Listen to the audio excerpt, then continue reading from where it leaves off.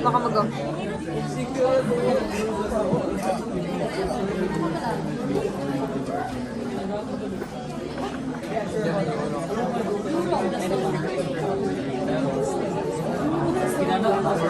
Pwede daw magdala ng sasakyan. Dala ka? Meron sa pwede daw. Oo. Gusto mo din mo eh.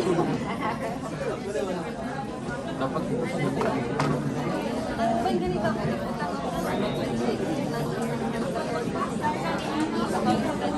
Ayaw ko niyan. Kailangan ko ng good karma. Ako niyan. Okay. Sige, balik na tayo. I think ready na kayo para mamaya. No. No. Fine. Ganda talaga ng kidney, no? Okay, so let's start with the female genital tract. We're going to have, medyo mahaba yung aking mga AP. Ano pa? AP. Smart pala.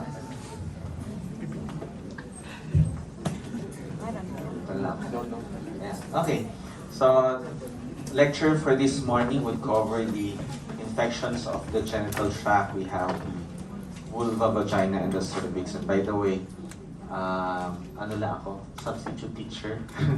Tama ba yan? Substitute teacher for today because Dr. Bruzon was the original lecturer. So, we first look into the infections of the female genital tract. Okay, so we have the herpes simplex virus, which would be of two serotypes. The HSV2 would be the more common one in the genital tract, although because of sexual practices, HSV1 has also been isolated in the female genital tract. So 1/3 of patients are symptomatic, presenting with fever. We have tenderness of the inguinal lymph nodes, and then they have malaise.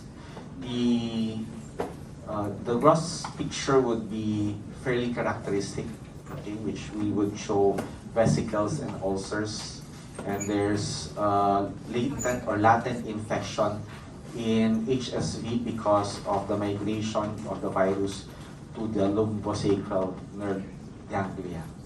Okay. So when using acyclovir or famciclovir, this would only give temporary, okay, relief, okay, not completely heal. So in cases of immunocompromise, okay, the virus can recur, okay, or reactivate. So this would be the appearance of the vulvar lesions. Okay, you can see presence of vesicles here, and then you have presence of ulcers. Okay, so what the obstetricians would do is they would scrape off portions of the ulcer and submit it for smearing.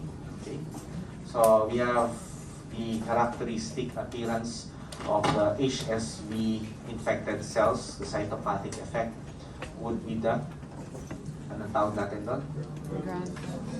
Cowdry type A inclusion, intranuclear inclusions, ground glass appearance, multinucleation. Okay.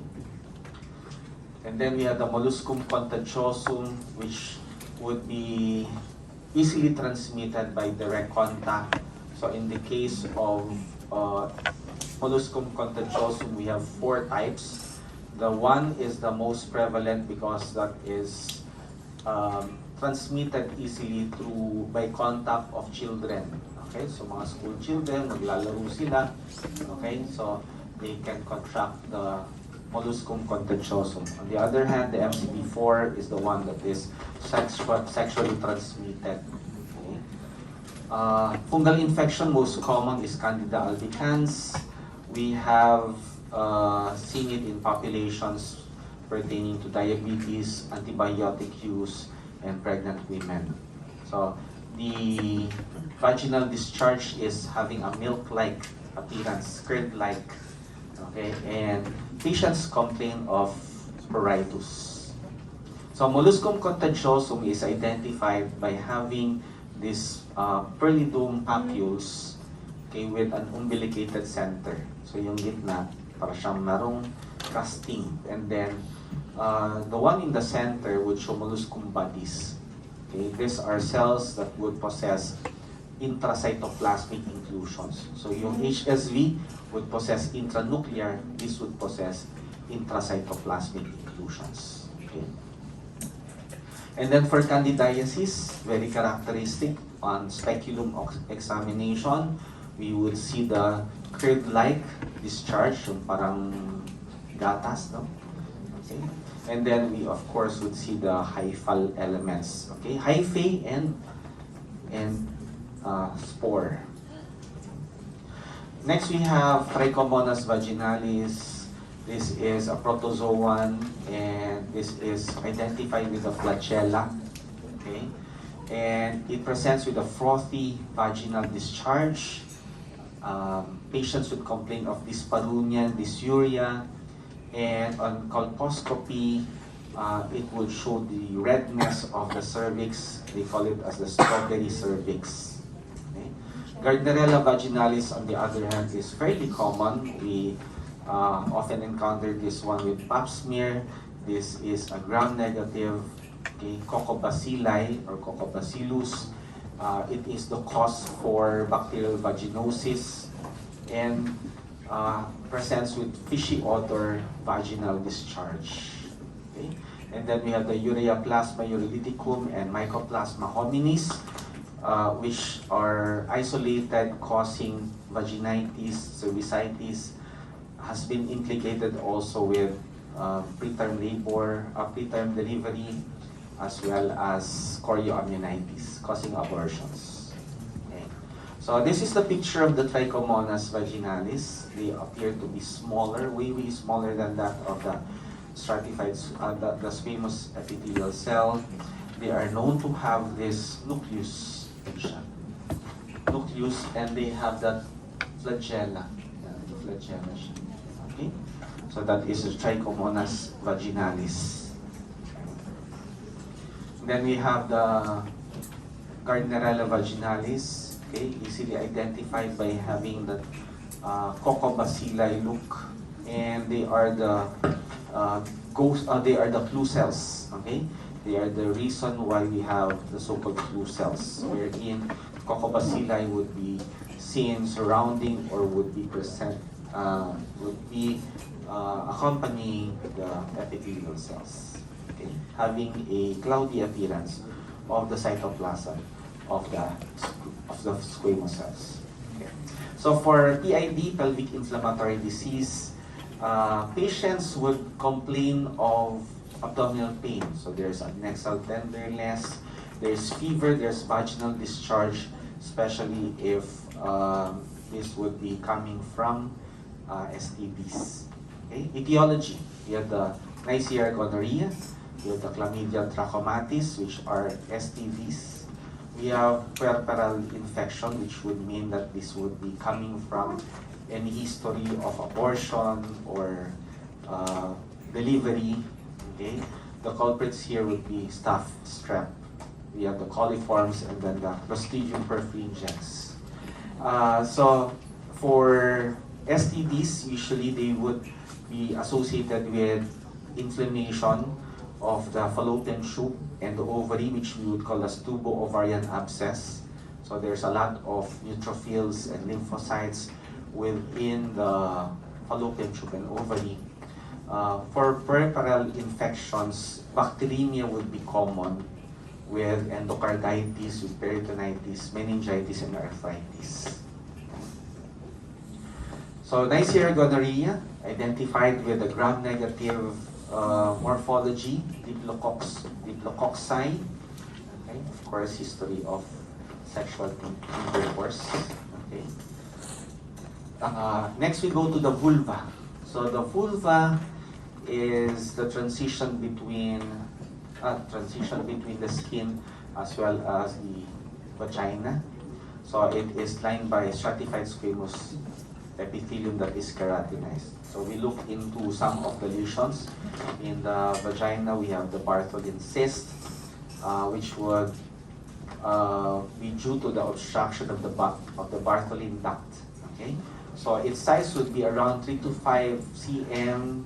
Okay, it contains a lot of fluid, and treatment for this is marsupialization. You remove the entire cyst, or you get you excise a portion of the labia. So this is the appearance of the Bartholin cyst. Okay, so it becomes very big.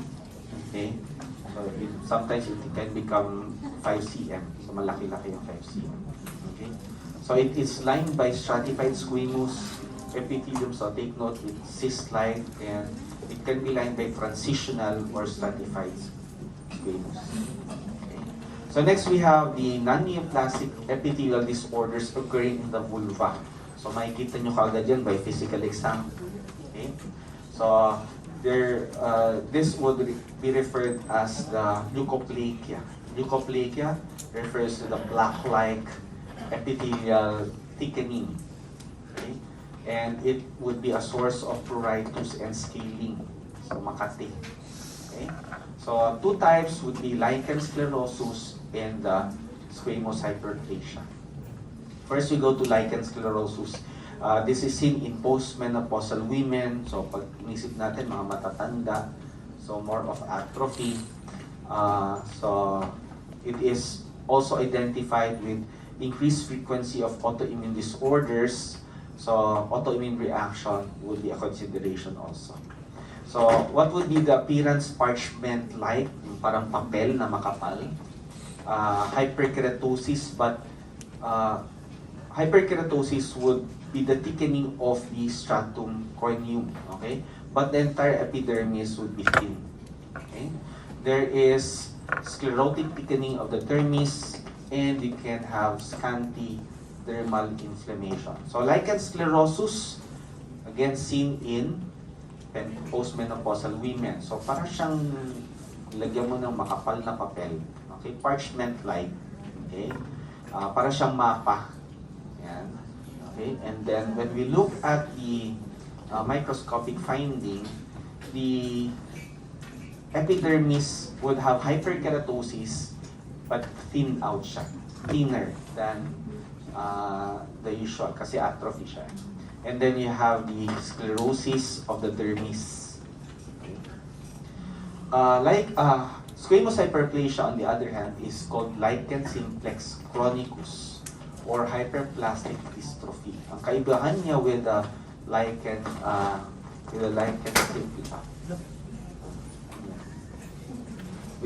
sclerosus is that there will be acanthosis.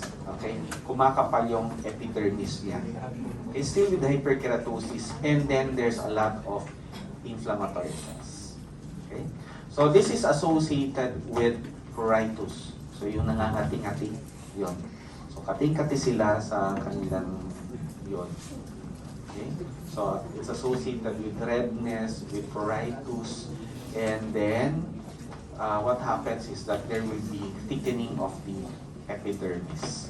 With, of course, we look at the dermal portion, there's a lot of inflammatory cells.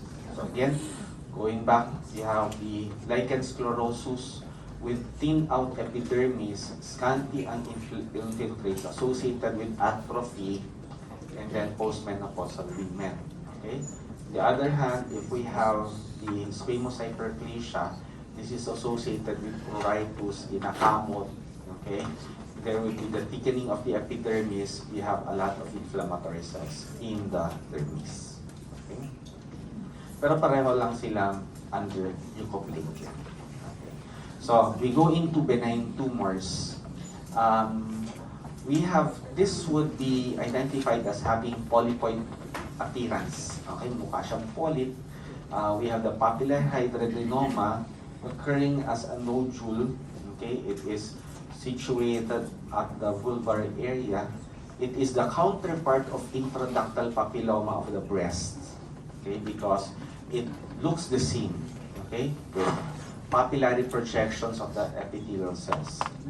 Other tumors that would appear in the vulva would be the fibroepithelial polyp and squamous papilloma. Okay. We have, yung fibroepithelial polyp, you have it to be lined by stratified squamous epithelium, and then you have the fibrovascular stroma. Squamous papilloma naman, you have a thickened stratified squamous. Okay? But still presenting with a fibrovascular stroma. You have the condyloma acuminatum, which appears to be polypoid, pero ang color niya is gray, okay, or gray-white, caused by HPV 6 and 11, which are low-risk HPV viruses. This is identified with acanthosis, hyperkeratosis, parakeratosis, papillomatosis, and coilocytosis. Nag-derma na ba kayo? Hindi pa, no? Okay, so makikita niyo. Acanthosis would refer to the thickening of the epidermis. Okay? We should include stratum basale, stratum spinosum, granulosum, and corneum. Okay? Hyperkeratosis and parakeratosis are terms that would be limited to the stratum corneum. Wherein, if you state hyperkeratosis, there is intense keratinization with absence of the nucleus. Okay? Parakeratosis would mean there is keratinization with retention of some of the nuclei of the epithelial cells. Papillomatosis would mean that there is a downward proliferation of the rete-ridges. Okay, mababa siya. Coilocytosis would refer to the presence of cells with perinuclear haloing, which we are going to see later. Okay. So this is papillary hydrandenoma, which appears to be a nodule in the vulva. Counterpart niya is the intraductal papilloma of the breast. You can see the papillary projections doon. Okay. And then this would be condyloma acuminatum. Okay, STD yan siya. Okay, you can see para siyang gray-white, no? And projections. And yan talaga typical na itsura niya. Pwede yan nasa vagina, pwede rin yan perianal. Okay, depende sa sexual practice. Okay. So, what we would see here, yan, gross appearance siya kasi parang paypay, di ba? Na puti or gray. So, you can see the presence of papillomatosis. Ito siya, yung parang flake-like lesions. Okay? You have acanthosis, makapal yung epidermis. You have parakeratosis. This would be parakeratosis because you can still see remnants of the nuclei. Okay, kaya parakeratosis. If you do not see the nuclei, that's called hyperkeratosis. So coilocytosis naman, you have perinuclear haloing. Okay, perinuclear haloing. The nucleus or the nuclei would be hyperchromatic. Okay, not that big. Okay. But what would be more characteristic would be the perinuclear haloing. Okay? So coilocytosis would be seen as an HPV cytopathic effect. Okay? Ma-encounter natin yan later with CIN. Okay? So again, this condyloma acuminatum is benign. Okay? Hindi siya malignant. This is caused by a low risk HPV virus 6 and 11. Okay. So next we go to VIN, vulvar intraepithelial neoplasia. So this one is a pre-malignant lesion. Okay, it's a precursor to squamous cell carcinoma. We have two categories. We have the classic and the differentiated. Classic, it is a precursor of the warty and the basaloid. Okay. Pag sinabi mong basaloid, looks like the basal cells. Okay? This is seen in reproductive age. It is associated with HPV infection. So, classic yun siya. Okay? Classic, precursor of warty and basaloid. SCC, we have reproductive age women and HPV associated. Differentiated naman, it is the precursor of keratinized. So, yung makati-makati. Okay, leukoplakia. Yeah. So it's associated with leukoplakia, older women, and then keratinized. So if you look at the survival, kasi di ba nakikita naman siya, nasa vulva lang kasi siya eh. So those that are less than 2 cm, pag nakapaka agad ng pasyente natin, and then excise, 90% of cases will have 5-year survival. So maganda. So by the way, meron din pala differentiated P53 mutation. Okay. So this is the classic. So remember this is the precursor of the basaloid or the warty. So pag sinabi mong basaloid, it looks like the basal layer. Okay? Nakikita mo yung basal layer. Okay? So these are the most immature portions of the epidermis, di ba? So you look at them, they would possess the dark nuclei, scanty cytoplasm. If you see them here, that is, it means that walang maturation. There's no maturation. Okay? So that's why it's called basaloid. The picture of these cells are similar to the basal portions. Okay? What about for keratinized? Yeah, differentiated siya. So we have the differentiated, you have keratinization of the cells, you have atypia. Okay? So again, differentiated is for leukoplakia associated, older women with P53 mutations. On the other hand, if you look at the classic, okay, you have the basaloid and warty precursor seen with reproductive women and HPV. Next, we have the extramammary Paget's disease.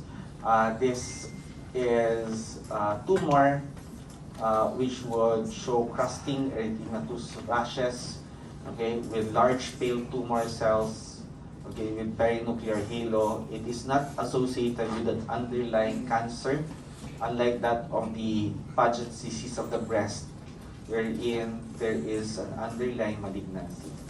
Okay? So what are the markers that we can use in order to differentiate it from coilocytosis? Okay? So we can use musicarmine plus TS, Alcian blue, and CK7. Okay? So we have musicarmine, TS, Alcian blue, and CK7. So differentiate it from coilocytosis. Okay. So extramammary Paget's disease of the vulva will present with crusting lesions. Ito siya. Yan. With crusting lesions. Para din siyang yung sa herpes simplex. Okay. So meron din siyang mga crusting. Okay. So this would be the Paget cells. Okay. Take note, Paget cells would be limited to the epidermis. It does not go down to the dermis. They are large cells with vesicular nuclei, prominence of the nucleolus, and can also present with the perinuclear halo. So, difference lang nila would be hyperchromasia for the coilocytosis. Okay? Again, we take note of the musicarmine, Alcian blue, PAS, and CK7. And then we have the squamous cell carcinoma of the vulva. It is divided into two types. You have the warty and basaloid, and then we have the keratinizing. Okay. Ano ang precursor ng warty and basaloid? So you have the classic. Okay. Keratinizing is the differentiated. So kaya yung nakalagay dyan, it's associated with HPV infection. Okay, kasi nandun siya sa classic. Okay, smoking, diabetes, poor hygiene, lichen sclerosus, squamous hyperplasia. Okay. So this is the picture of squamous cell carcinoma of the vulva. Okay. So you have an ulcerated lesion, and then nests. Okay. So squamous cell carcinoma naman would be the same as the other tumor, okay, of the other organs. Okay. So wherein we have nests of atypical squamous cells. So next we go to the vagina, which is located between the vulva and the cervix. Take note, the lining is different from the vulva, wherein this one is non-keratinized. Okay. There's absence of glands, if you remember in histology. Okay? And developmental abnormalities here would be the septate or double vagina, okay, which can be accompanied by the uterus didelphys, the double uterus. Okay, so what are the lesions that we can see in the vagina? Number one is the Gardner duct cyst. So if in the vulva you have the, anong cyst meron doon? Bartholin. So in the vagina we have the Gardner duct. So this would be a duct derived from the Wolffian duct located in the lateral wall, lined by cuboidal cells. Vaginal adenosis, on the other hand, would refer to the presence of remnants of glands. Okay, it would be indistinguishable from the endocervical glands. It is associated with history of treatment with DS or diethylstilbestrol. So, glands similar to this. Okay, if it is found in the vagina, we call it as vaginal adenosis. So for VAIN, okay, it is located in the upper posterior vaginal vault. We have the three categories or classification. We have the mild, moderate, and severe dysplasia accompanying the CIS. Okay, the classification would be the same as that of the CIM. Okay, kapag 1, it means that the atypical cells are located in the lower third. VAIN 2 located in the lower 2/3.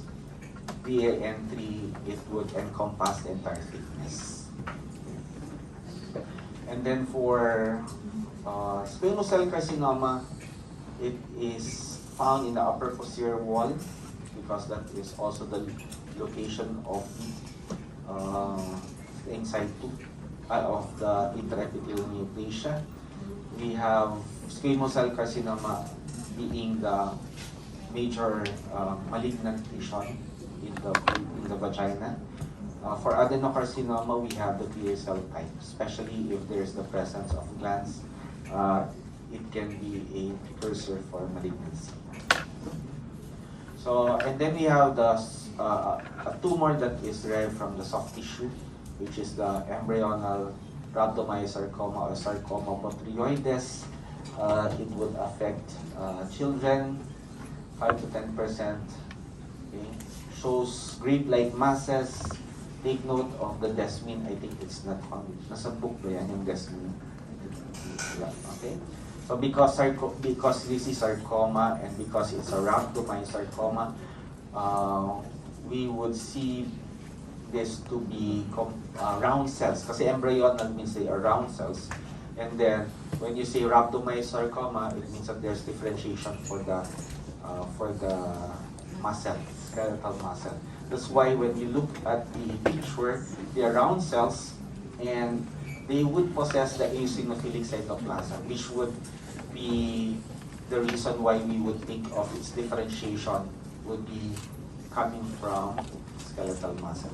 So we also have to correlate the age of the patient because for children with masses, okay, we cannot rule out embryonal rhabdomyosarcoma, okay, especially if they have tumors elsewhere. Okay, so we have these tumor cells being rounded.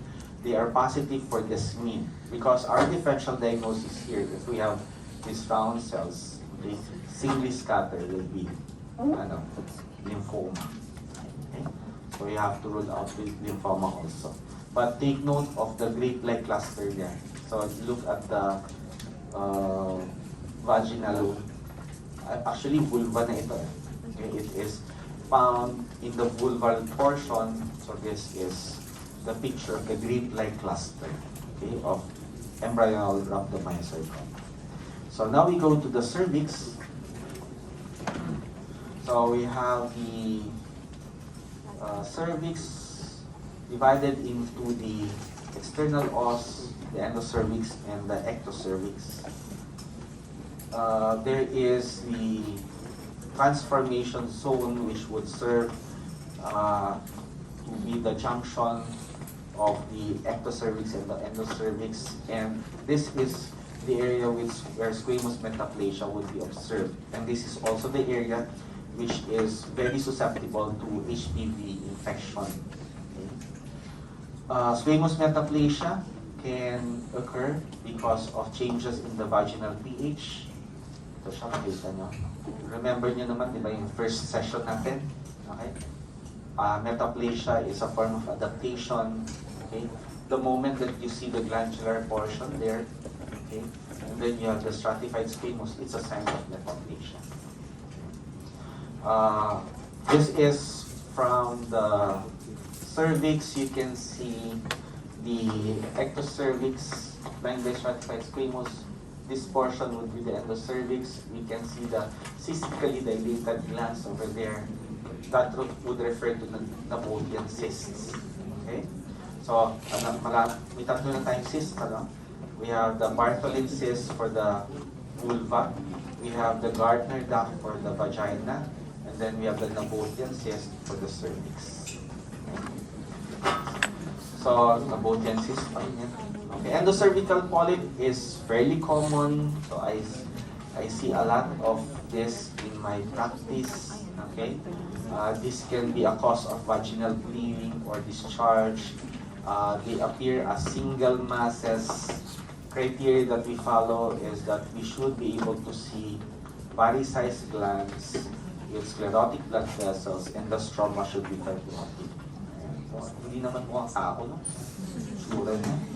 May baba may ilong, may mata. So, polypoid siya, hindi siya tao. Okay? So, you see the presence of the fibrotic stroma, blood vessel, you have the glands. Okay? Yan siya. We have the varicose glands. Okay? So, what very important dito is that you should be able to appreciate the presence of a polyp. Okay? Para masabi. So, for obstetricians, usually they would tell us na, I see a polyp. Okay? So, of course, if they would see a polyp, then my diagnosis should be a polyp. Okay? But if they would tell me that I see some thickening, okay? So, most probably that would be an inflammation. Okay? So, cervicitis, inflammation of the cervix. There can be endogenous and exogenous agents. Okay, so of course sexually transmitted, exogenous yan siya. Okay, chlamydia, Neisseria gonorrhea, herpes simplex. Okay, dahil yan naman acute and chronic lang, no? Yan siya. So if you see the presence of lymphocytes or plasma cells, chronic na tayo.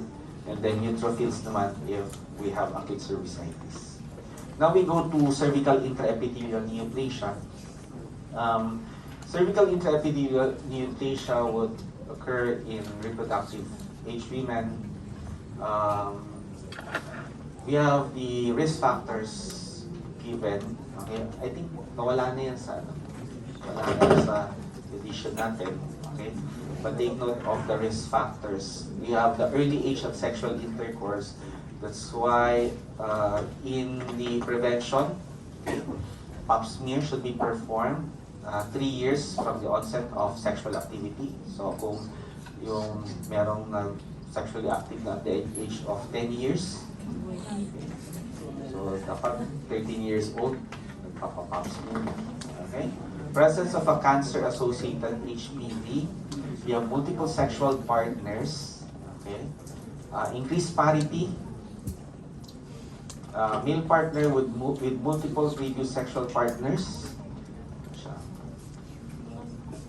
Genital infections and drug exposure or smoking. So we have these conditions. Usually this is associated with the risk for having HPV infections. So we have the type 6 and 18 there.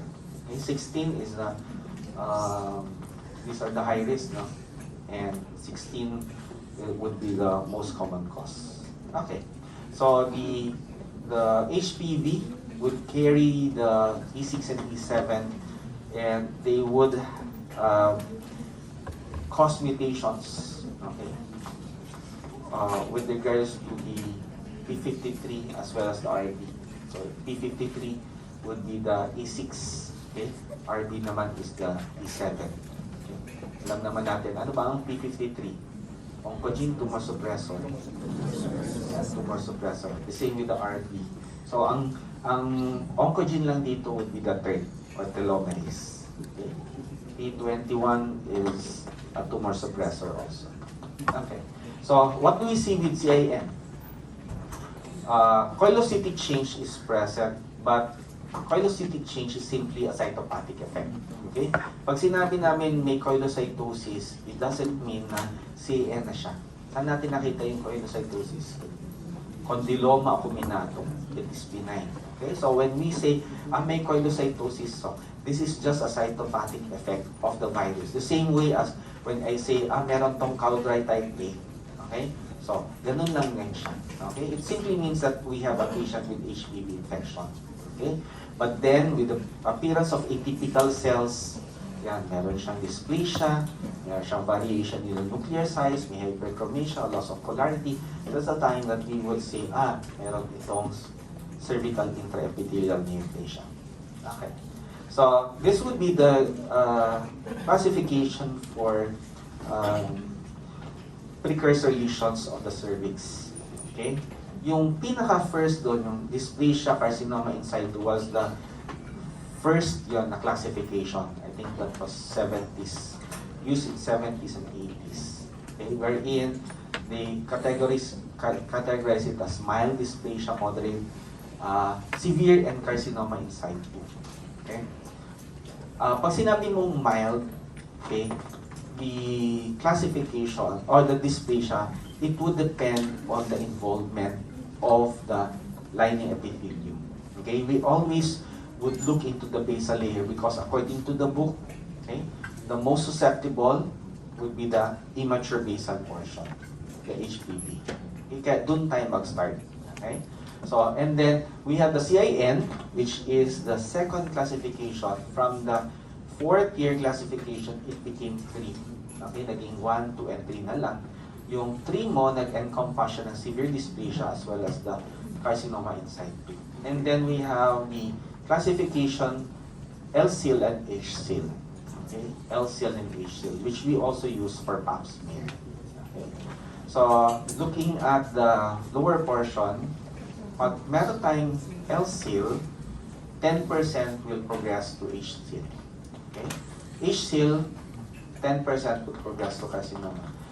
If we're going to look at the layer for the LCIL, in the book it says it affects the lower 1/3. Okay? And then, pag sinabi mong HCIL, it affects the upper 2/3. Okay? So, ibig sabihin, pag HCIL, buong epithelial lining niya yung covered niya. Okay? But usually, magsabi ka lang pag may HCIL if the upper 2/3 would be affected already. Okay. So, LCIL is also being used for pap smear, okay, wherein we look into the size of the nucleus as well of course the size of the entire cell. Okay, it should be more than 5 times the size of the regular nucleus. Okay, so more than 5 times na siya. And then, pag sinabi mong LCIL, it means that it still would look like the normal epithelial cell. Okay? Meron siyang moderate amounts of cytoplasm. Okay? Parang pinalaki mo lang siya. Okay? With hyperchromasia. Pero if it is an HCIL, it is looking towards the squamous carcinoma na. Okay? Wherein you have a large nucleus, scanty cytoplasm. Okay, they appear to be smaller, but they are dysplastic looking. Okay? So coilosity change will be part of HPV infection. Again, this is the cytopathic effect. When we see them, you have the presence of perinuclear haloing. Again, this is not a pre-malignant lesion. Okay. The pre-malignant lesion would start with the CIN.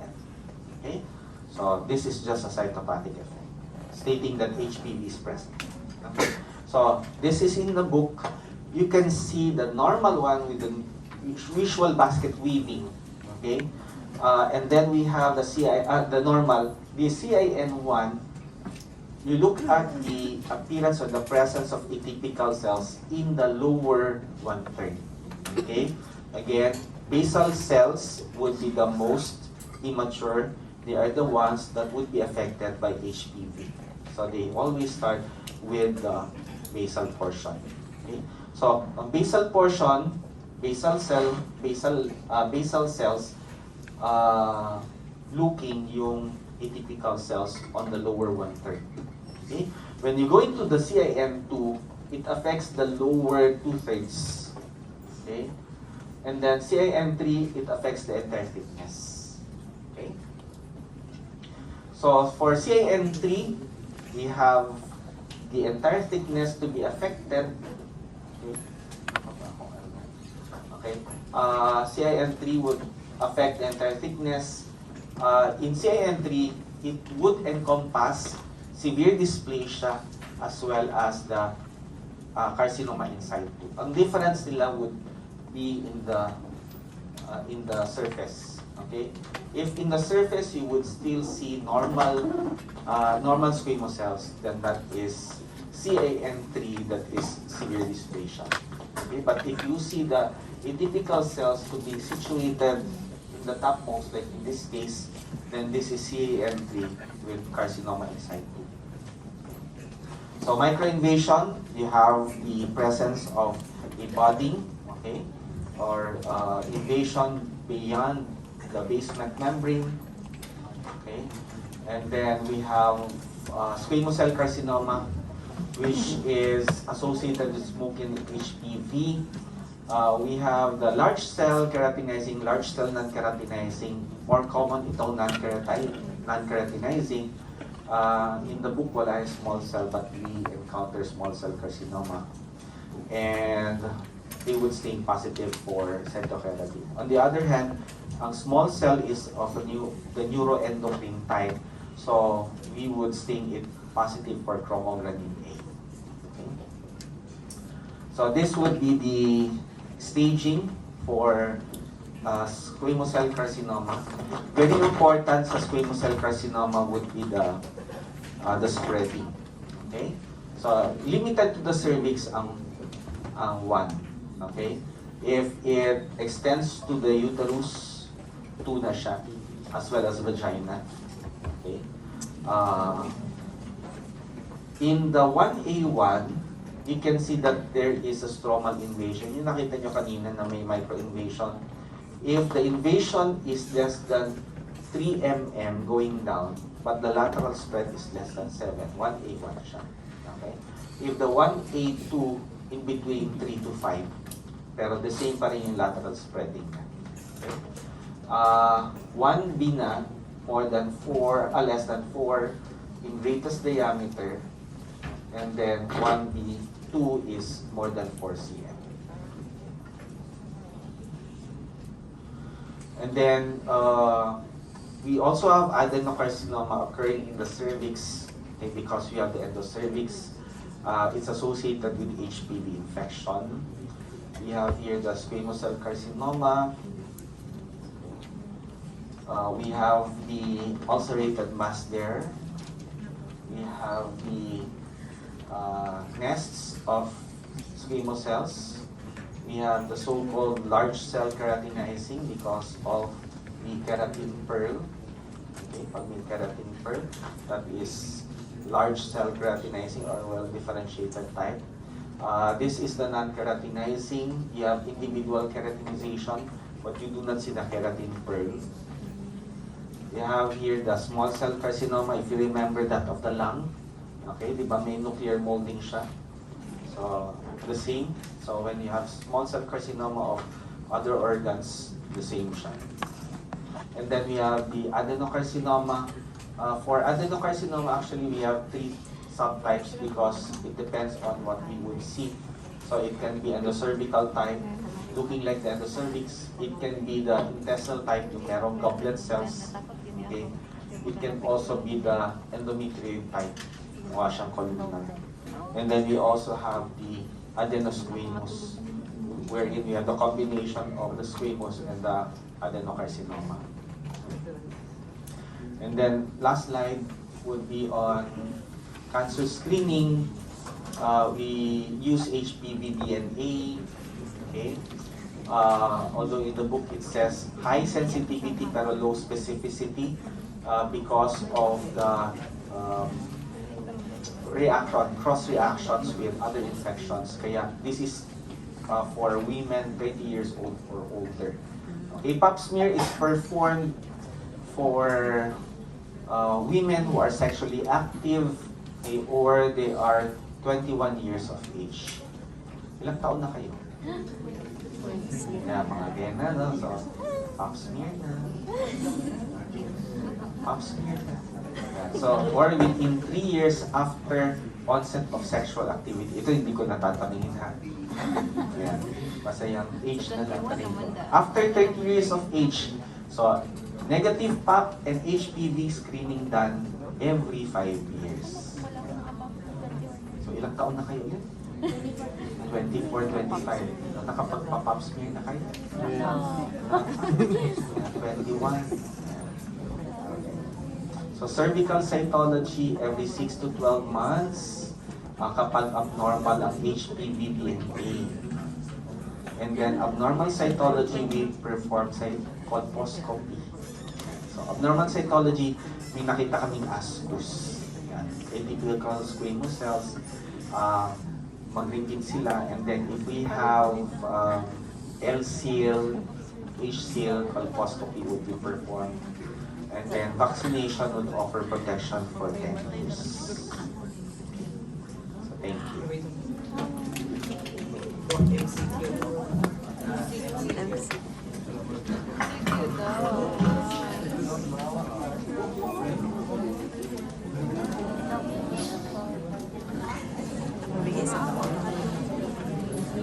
My life.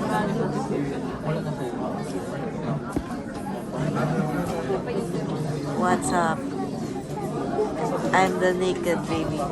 This is NB. Wahahaha.